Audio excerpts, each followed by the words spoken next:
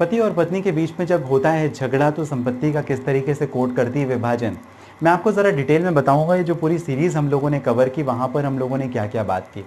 सबसे पहली बात तो ये कि दो कॉन्सेप्ट आपको समझने पड़ेंगे। पहला होता है कि सेपरेट ऑनरशिप ऑफ प्रॉपर्टी और दूसरा community ownership of property. Separate ownership of property का मतलब, मान लीजिए मैं हस्बैंड हूँ, मैं पति हूँ, मैंने अपने जीवन काल जो भी संपत्ति कमाई वो मेरे नाम पर दर्ज है और पत्नी ने अपने समय रहते जितनी भी संपत्ति कमाई वो उसके नाम पर दर्ज है।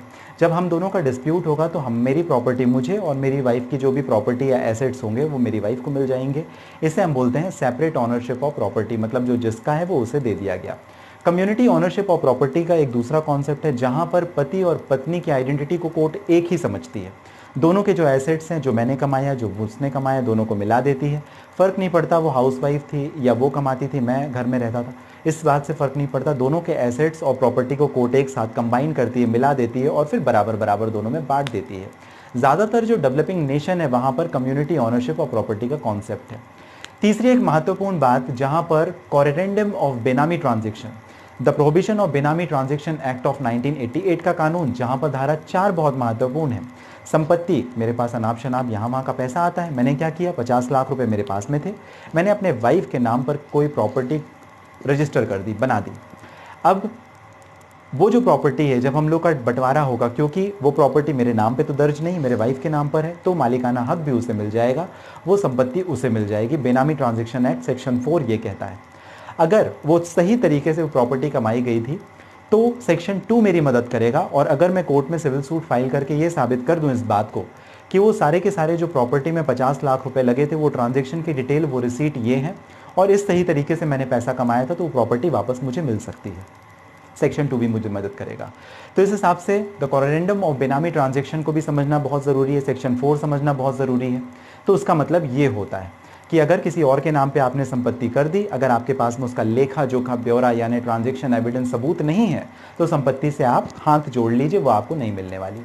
अब धारा 27 की बात करते हैं, हिंदू मैरिज एक्ट 1955। धारा 27 ये कहती है कि जब कभी भी प्रॉपर्टी के बीच में डिस्प्यूट होगा, पति पत्नी आपस में सुलह ना कर सकें, कोई प्रॉपर कंडीशन या अग्रीमेंट उनके बीच में ना सेटल हो सके, तो पति और पत्नी जा सकते हैं कोर्ट, एप्लीकेशन देंगे धारा 27 की, और कोर्ट उस प्रॉपर्टी को यानी कोर्ट उस प्रॉपर्टी या एसेट्स या वैल्यूएबल सिक्योरिटी को डिवाइड करेगी दोनों के बीच में, जो भी कोर्ट को सही लगता है, रीजनेबल लगता है। तो ये धारा है 27, इसके बारे में बहुत ज़रूरी है।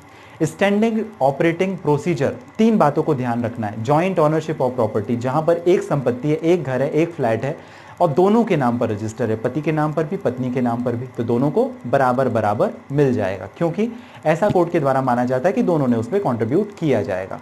लेकिन दोनों के नाम पर प्रॉपर्टी दर्ज है, पति और पत्नी दोनों के नाम पर, लेकिन जो कंट्रीब्यूशन है, जो पैसे लगाए हैं वो किसी एक ने यानी पति बस ने लगाए हैं, फिर क्या?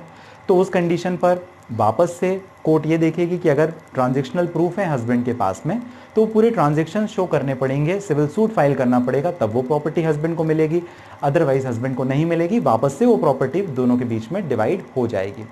तीसरी बात ये कि जहाँ पर टाइटल तो उनके नाम पर है, लेकिन पूरा का पूरा जो इन्वेस्टमेंट है वो मैंने किया था, तो वापस से वही बात आ जाती है। अगर आप साबित करेंगे कि ये पूरे ट्रांजैक्शंस आपने किए हैं, कंट्रीब्यूशन आपने किया है, तो आपको मिलेगा। अगर आप साबित नहीं कर सकेंगे तो बेनामी ट्रांजैक्शन एक्ट में ये पूरी की पूरी प्रॉपर्टी अपोजिट पार्टी यानी स्पाउस को मिल जाएगी। तो ये है भारत में कानून जो प्रॉपर्टी को किया जाता है डिवाइड। इसके अलावा मैंने आपको बताया था कि जीडीपी में इंडियन विमेन केवल 17% कॉन्ट्रीब्यूट करती है, यानी 17% कॉन्ट्रीब्यूट करती है, और 60% जो विमेन है वो आज भी हाउस होल्ड काम करती हैं, घर के काम करती हैं, वो जॉब नहीं करती। तो इस वजह से जब दोनों के बीच में डिस्प्यूट होता है हस्बैंड और वाइफ के बीच में, तो वाइफ को कुछ पोर्शन नहीं मिल सकता। तो उस कंडीशन पे क्या ये कानून ठीक है? इसमें कुछ बदलाव होने चाहिए बिना मिसयूज़ हुए। आपका क्या सजेशन है उसके ऊपर भी मैंने आपसे कुछ जवाब मांगे थे कि आप ज़रूर मुझे कमेंट बॉक्स में बताइए। फिलहाल जो स्थिति है, किस तरीके से प्रॉपर्टी का डिवीज़न होता है, क्या होता है फॉर्मूला, उसके बारे में मैंने आपको बताया कि किस तरीके से किया जाता है।